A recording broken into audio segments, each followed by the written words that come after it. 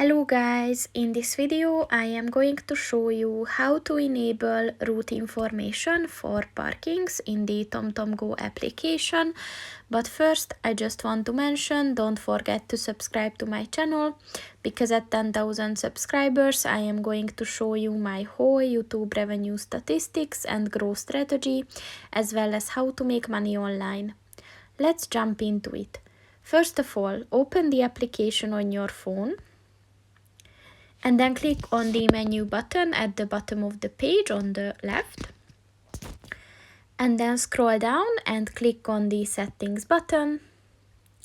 And then click on the appearance button.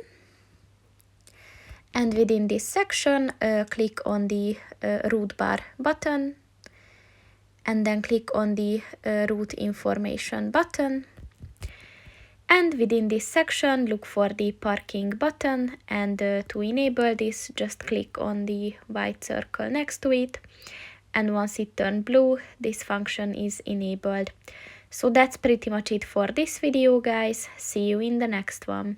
Goodbye.